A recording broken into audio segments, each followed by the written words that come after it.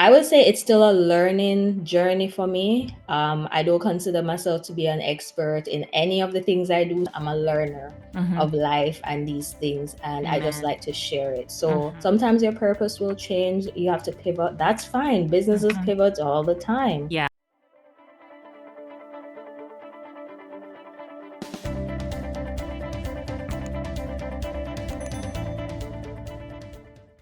We are back with Maggie from Carrie's Maggie TV, and we just heard her immigration story. We heard the start of her story, how she got to Canada, from Guyana to Jamaica to Belize to Atlantic Canada to Toronto.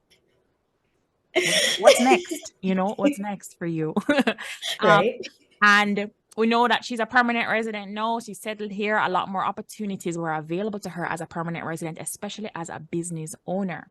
So now, entrepreneurship and side hustles. We know that things are getting tight. We know that things are getting expensive. And depending on one income alone, may not cut it anymore. Okay. No, ma'am. So, and even then, even when you have two incomes, another source of income, because nothing is guaranteed, just job security thing is not necessarily guaranteed. And so having a side hustle or being an entrepreneur, not only just to have a secure income, but also because I think sometimes we come here and our immigration goals trump our career goals and dreams. And then we Yes. don't end up doing what we want to be doing with our life and ourselves. And a lot of us fall prey to that.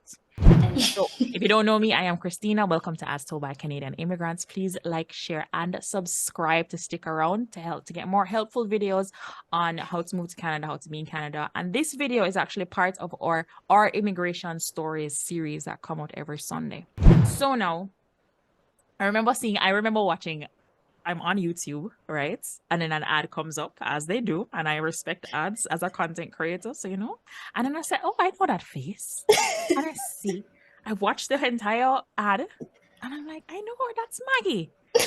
And I go on Instagram and message her because she was the face of I think it's the the Meta Google course. Meta social media Meta social certificate. media certificate. Okay, and I remember in that you were saying that you weren't being paid what you wanted to be paid in your profession or the profession you ended up being in Canada.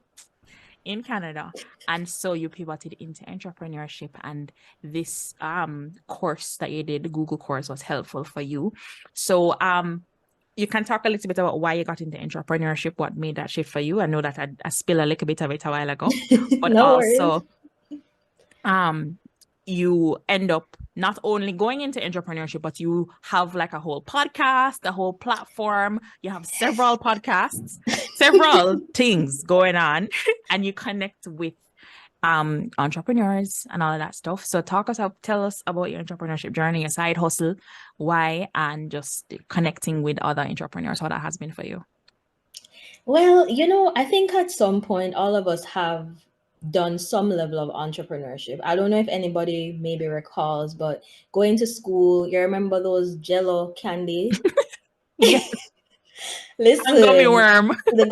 listen, back in primary school days, I used to have one tub of that every week that I would sell.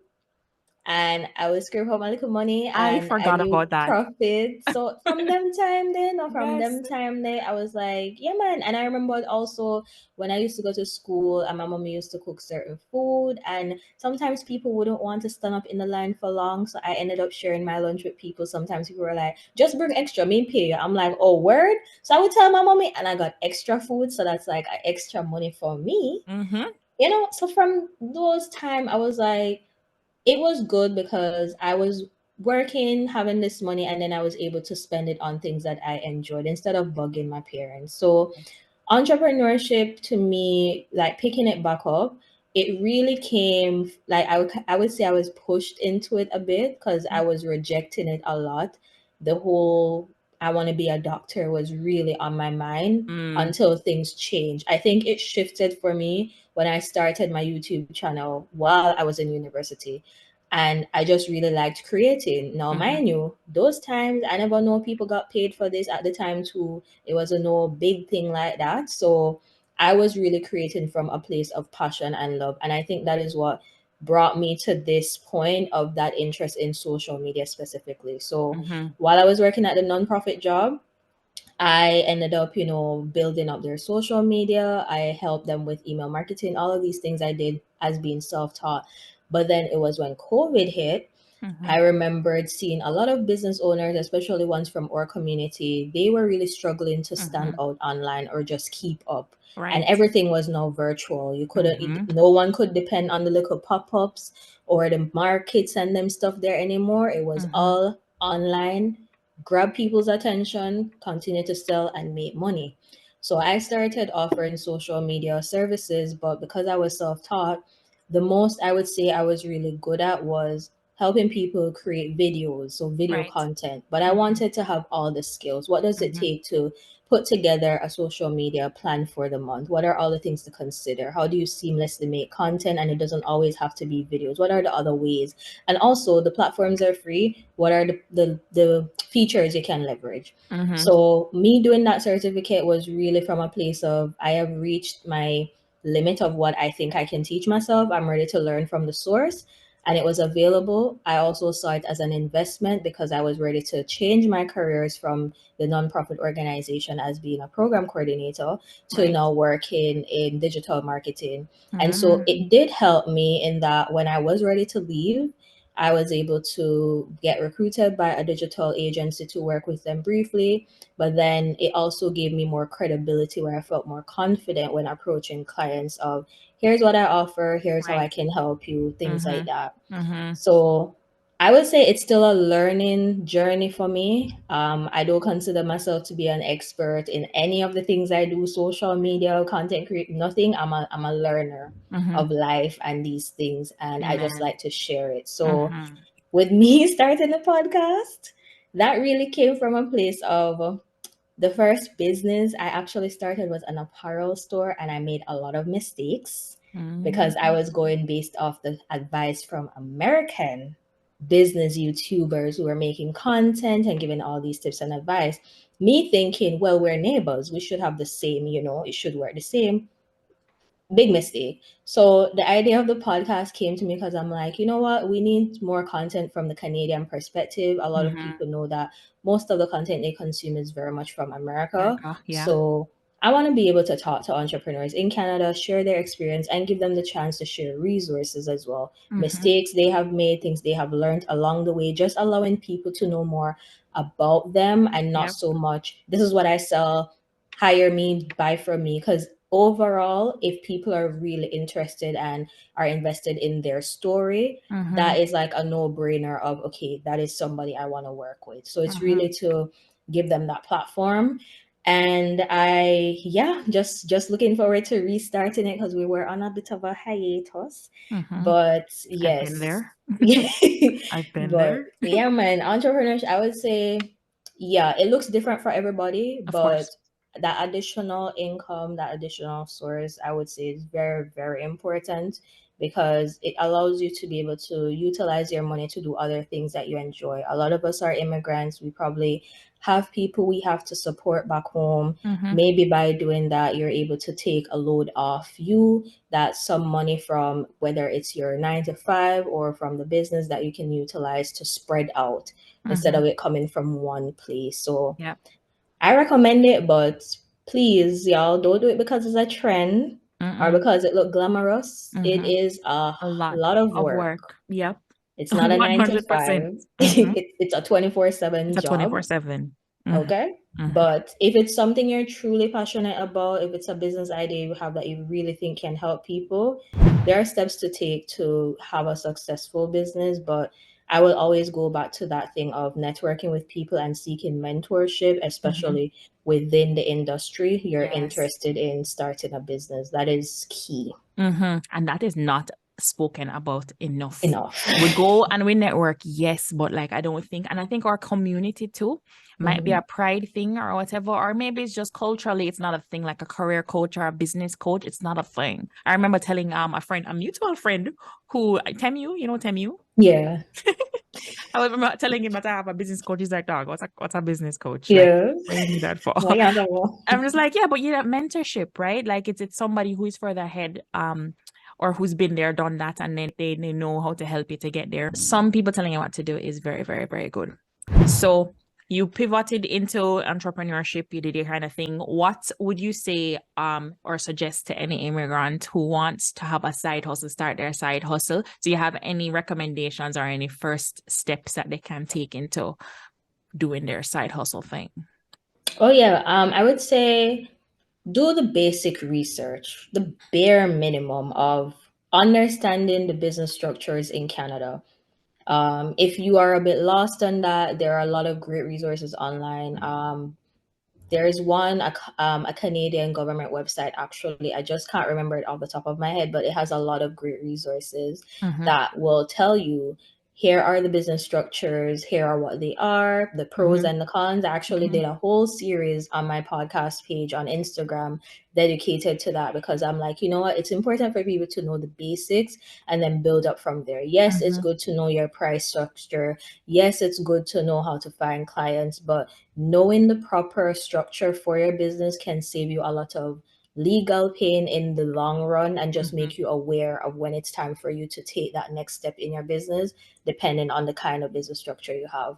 So that's the first thing. The second thing is make sure that you actually research the business, your competitors. Like, I don't know, there can be some kind of pride sometime in thinking you are the best, your product is the best. Please do the research. Like knowing that another person will have people buying from them in terms of a product, maybe it's because they offer free shipping. That's something you would need to know because it makes your services more attractive when you are ready to come into the game. It's these little things. So you're not just looking at who your target audience is and researching them, but you're also researching your competitors. And that can also give you opportunities for finding collaborators. Because even people who are within, when we say the term competitors, I don't want y'all thinking that you're working against somebody else to be better than them. It's not about that. It's about just being aware of what someone is doing, seeing what is probably missing, and from your personal experience, what are the gaps that you can come in and fill. Exactly. Because even as content creators, we all do similar content. However, there's a different pain point that you target because of your experience. And there could be 10 people talking about immigration advice, but your perspective is unique. So finding that unique value will really help you to craft your story when it's time for you to tell it. And I think the third thing I'll end it off on, because I could go on all day. Invest in your business. Like, stop be cheap with the business. Exactly. If you need a website, don't want something for nothing. Don't want something for nothing. Like, if you need a website, please invest in getting someone to give you a proper website. If it's marketing effort, if you know nothing about social media, unless you're willing to learn and put in the work to carry it out, please hire somebody to help you. Right? Those things, it's important. And also it helps you when it's time to apply for grants. All of these things that you're kind of doing from the get-go, it helps you that when grant opportunities are out there, it's easy for you to fill out a form. Like, I have applied for grants, and there was one that I actually applied for. It was a pitch competition. You see, because I did a grant previously that's related to that pitch competition that I applied for, it was very easy for me to just pull the information where it fits. And I was accepted as a finalist for that pitch competition. So it's like, those are the things. Continue to craft your story, to know your purpose. Sometimes your purpose will change. You have to pivot. That's fine. Businesses pivot all the time. But don't be so afraid to do the things that you need to do for your business, such as investing in your business. Because when you invest in your business, you invest in yourself. So yeah.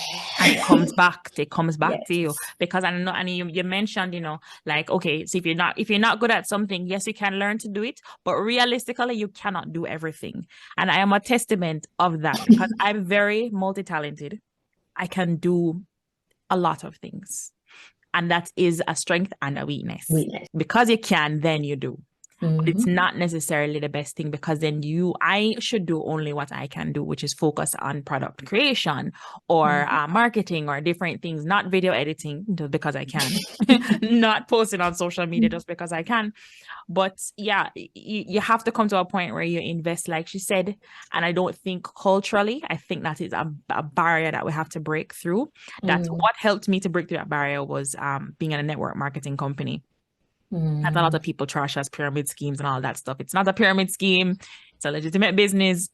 And when you're in it, a lot of people like they get wooed by the dreams and the glitter and all of that stuff. Like, oh yeah, if you do this and you do that, then you can make a lot of money. But you have to invest in it. You have to invest in systems, or you have to invest in training, or if you have to, and this is just an example, but it applies to a lot of other businesses or all businesses. Investing is going to be important for you. So that's a good one, key one. Make sure you invest. Difference in culture or difference in the marketplace in the Canadian marketplace versus the US marketplace, right?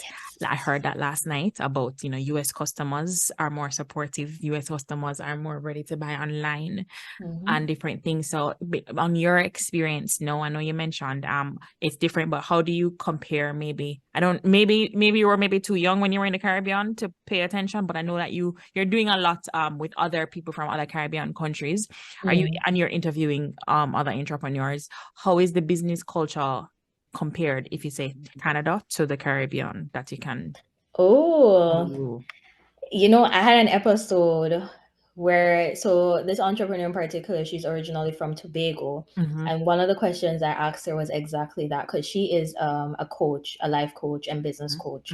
So one of the differences she talked about was we in the Caribbean tend to be afraid to admit failure because for us it's success or nothing. This is like an exact quote from what she said. It's success or nothing. And so when you come to somewhere like Canada, and it's like all this help is available for you to utilize, there can still be that pride of wanting to be able to say, I did this on my own. But listen, any smart person would know that even the most successful person out there does nothing on their own. They are able to go out there and shine and have you look at them and idolize them so much for how amazing they are, because they have people on their team who helps them to do that. If they were to do it on their own, everything would crumble. Yes. So I don't know if it's because within the Caribbean too, it's kind of hard in terms of access to resources. So sometimes when people get to the top, they want to just be the only ones at the top. We also see it over here, I would say, depending on what setting you're in. Sometimes I peep it too. It's like they want to be the only ones there for this time to be able to say, I am the only one. And it's like a badge of honor. So instead of being able to wanting to bring other people along with them, it's no, I had to struggle, so you have to struggle too. And you always see this conversation online, and I notice it between a lot of times the older generation and younger generation. No generational wealth. No, we're not passing on a generational wealth. We don't have to work. And it's like, but be real. Yeah. If you could have life easier, if your parents was able to afford that to you, wouldn't you be happy to know that you never have to walk 5 miles to go to school? Like, I'm tired to hear about the 5 mile story. Okay, you walked 5 miles, so I could walk 1. Yeah. Okay, life should not be difficult if we are continuously innovating. If anything, we try to push on your legacy and the lessons that you have taught us. I have never, it's rare that you hear anyone who talks about their success and they never talk about parents or their community. They always give credit to them getting to where they are because of those people, because we need community to thrive. So I would say that's the main cultural difference. But it's funny you mentioned that, because in talking to people who have relationships with business owners in the States, they notice a difference with us here in Canada, where I know you mentioned that they are more willing to buy. We are more hesitant. They say that we're 5 years behind over here. And I think that's for everything. You're talking about content creation. There's a reason a lot of people move to the States from Canada. And you see all of a sudden, it's like the opportunities just coming left, right, and center. They're not gatekeeping. And part of me sometimes question is if it's because the opportunities are so vast that there's no reason to gatekeep, or is it just the natural nature? Because I don't think we can ignore also the differences in resources that we do have among these countries. So it's something to definitely think about, but it's just interesting to observe when you are able to see it though in real time. And I think generally culturally, there are other cultural groups of people that will rally together, even if they're in the same industry or business. Like, I don't want to call it any particular we're not gonna culture, call it a group. but there's groups that do better at working together Together. than our community. Yeah. And I think that it translates when they probably come here, or when it translates into entrepreneurship and all of that stuff, because like, but we're stronger together. We honestly are. We honestly are stronger together. Those are some good nuggets on anybody who is trying to start a side hustle. You can go and get certified as a social media manager. That is always going to be in need. And if not in need, you're going to need it for your own business if you want to do that for your own business. We are going to wrap this episode up, and we're going to talk about some even more good stuff, because Miss Lady over here is engaged. Oh, okay. All right. Wait, me not have it tell no, but okay. Yep, she is. And I know that she has an episode on dating. Like, it's hard to date, it's hard to meet people here. And I haven't necessarily had to go through that. But we are going to talk about that sweet, juicy topic in the next episode. And we're going to get some other life hacks. Right? We gave you guys some good nuggets, and there's even more based on our experience. So subscribe, like, share, all that wonderful stuff. Watch the next episode. And if this is the first episode you're watching, catch up on the first 2 in our immigration stories series. And we will see you in the next video.